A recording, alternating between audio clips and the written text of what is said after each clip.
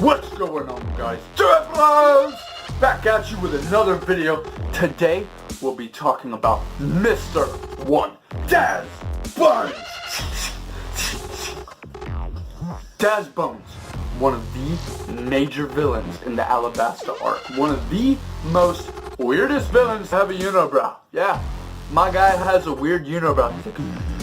Anyway, Mr.1 is a famous assassin from the West Blue who ate the Suba Nomi, which means he can turn any part of his body into blades. Any part. Yes, he can even turn his into a blade. So, one of the things he can do is he's a great martial artist, so he can incorporate that into every move he makes with the Suba Nomi.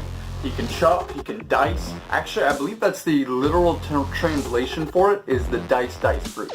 So he can actually change his fingers into blades. Little tiny blades that can just like cut like razors, just.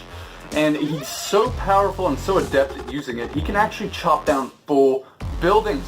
Topple full buildings, make them crumble around him. Nothing can stop this man. Unless you're Zoro. Anyway, he is this gruff, muscular kind of villain that we don't often see in One Piece. Usually a villain in One Piece is either one extreme or the other. Either they're very funny or they're very sadistic, right?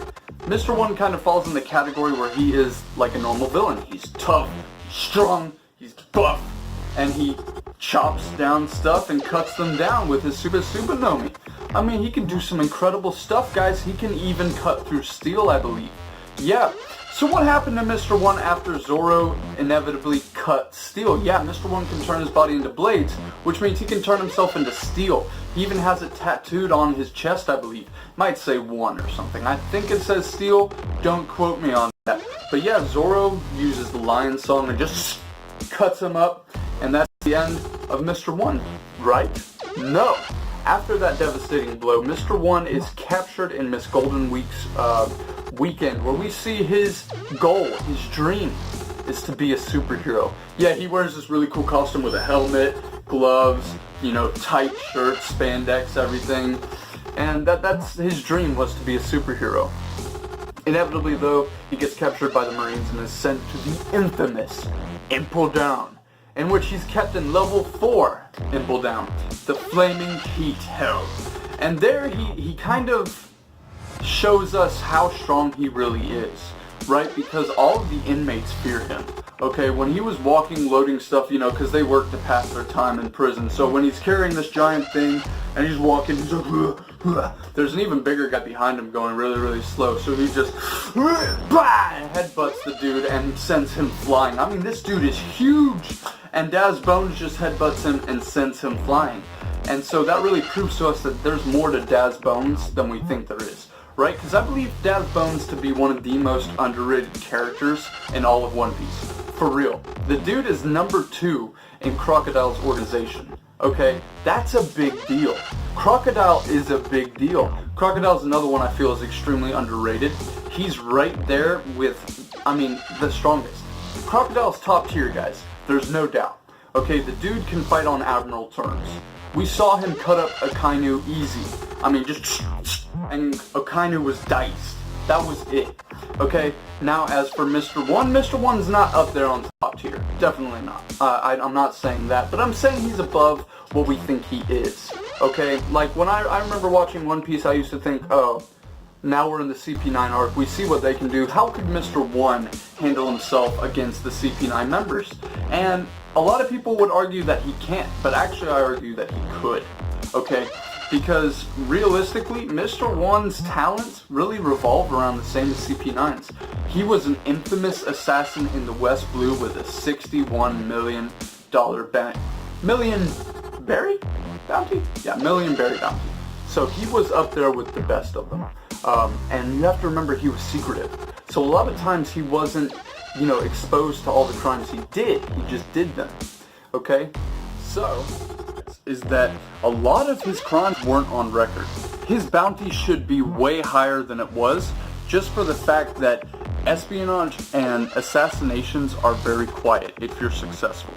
Okay, so really, Daz Bones is a big deal. He's a bad guy. Okay? But like we saw, he wanted to be a superhero. So what happened with that? Well, we don't get an answer, but what we do see is that he is extremely loyal and protectful of the ones he values. And we see that with Crocodile. Mr.1 stepped in to protect Luffy and Crocodile against Mr.1 during the against Mihawk in the Great War, the world's greatest swordsman. Okay?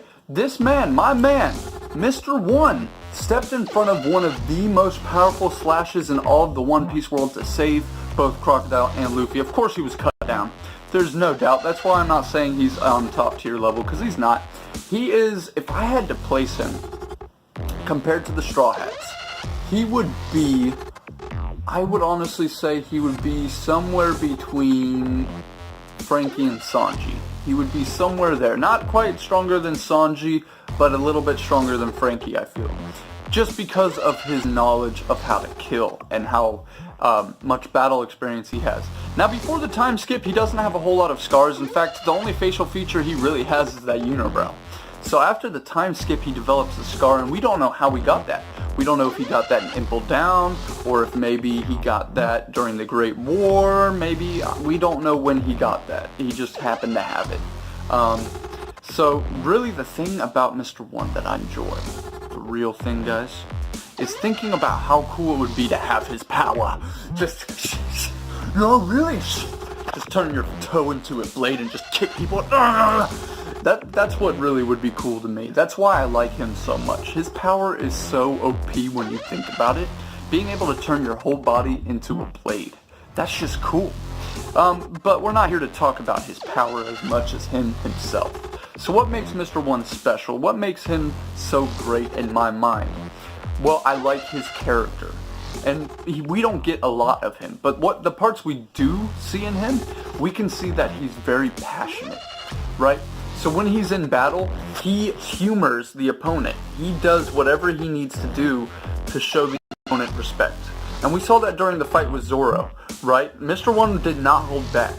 Even though Zoro was just a swordsman with no devil fruit abilities, Mr.1 did not care. He showed him the full respect of a warrior and went at him full speed. And Mr.1 can use a lot of range of abilities. He can, like I said, he can change his hands into blades and swipe with them, much like a claw, almost like a tiger swipe, just and he can dice up buildings that way. Another one of his techniques is he can actually, manipulate his body enough to where he can make blades that spin, and it's like a drill, and he can just drilling the enemy so hard it just cuts through them like they're tissue, and they inevitably die. But Zoro did not when he was hit by this. Zoro's just too strong, and Zoro ended up winning that fight and won the battle. But Mr.1, listen, the dude's a great character design. Oda did a great job with him. Oda did an amazing job developing his powers as well, because it's not like Buggy. Okay, Buggy is so OP to the extent we wonder what it could do. Mr.1 is so OP, but we know what it can do. And if you guys don't know what I mean by that, I'm saying that it's not truly godlike. It's OP, but it's not Whitebeard OP. Okay, it's not incomprehensible. You can at least understand what he's capable of, right? His partner, because all of Barkwork agents do have partners, except for Mr. 2, he's the only one. His partner is Miss Doublefinger, and I think they go well together. Their powers sort of complement each other. So Miss Doublefinger can shoot and expand her body's parts in ways of needles. So she can and it has a point at the end, and she can shoot that as far as she needs to. She can stretch her body. It's almost like a sea urchin. That's really what her power is like creating little spikes out of everywhere, but being able to utilize and control it fully. But Miss Doublefinger, I didn't find that interesting. I mean, using her tits as weapons was pretty cool. She was like, against Nami, and Nami had a great fight there. Inevitably, Miss Doublefinger was defeated by Nami, with Nami's tornado that she got from Usopp in that arc. But all in all, Mr.1, hats off to you, my man. Hope you're chilling with the hippos, because I think that's what he's doing now. We have seen him post-time skip. He's with Crocodile in the New World somewhere. We don't know what they're up to, but I'm sure Oda's going to bring him back. I'm positive he's going to bring him back, because We love Crocodile. No lie there. He's probably in the top 10 most loved One Piece characters of all time. Mr.1's probably not up there, but I'd say he's in the top 50. I really would. I love him. I would really like to see him again in the New World. I'm not sure what role they would play, if they would be an enemy or if they would be a new ally. I think they'd be more of an ally. But we'll see. We'll see what Oda has in store. But, yep, Mr.1, to sum everything up, really cool character, badass design with a unibrow, the most badass looking dude I've ever seen with a unibrow. Has the power of the dice fruit, can change his body into blades, has a 61 million berry bounty. That's all there is to the man. Assassin extraordinary. Oh, right. So, some facts you may not know about Mr.1, okay? I've gone over everything that we pretty much know about him in the canon of the story, but what you can assume is that he is an expert in martial arts. And what martial arts does he use the most is the question. Now, I don't know enough about martial arts, but he throws a hell of a lot of elbows. He spins a hell of a lot. Okay, and if you don't know what I mean by that, when you're in a stance, right, his stance is closed. It's not open, it's closed, which means he is going to use his hip motion, and he's going to use a lot of ducks, turns, and spins. Okay, which means he is an expert in throwing kicks as well as punches. He's got downs packed. Probably the most versatile martial arts, and I'm not sure what that could be, maybe even Krav Maga, the way he moves, because like I said, he's very versatile. He's not locked up, he's not wide, he is closed, and he's ready to move. You know, he's got the mobility down packed. But anyway, guys, I hope you liked this video. This was my video on Mr.1. If you guys want more, I believe the next video, I'm just going to pull out a hat. I don't know who to do next. I was going to do all of the Bark Work agents, but some of them just aren't that interesting, really. They're just not. I might do them all. Let me know what you guys think. If so, Mr. 3 is up next then, if I'm going to do Bark Works. If not, I think I'm going to do Absolem. Anyway, love you all. Duo Bros Nation, don't forget to like and subscribe, and have a good night. Duo Bros signing out.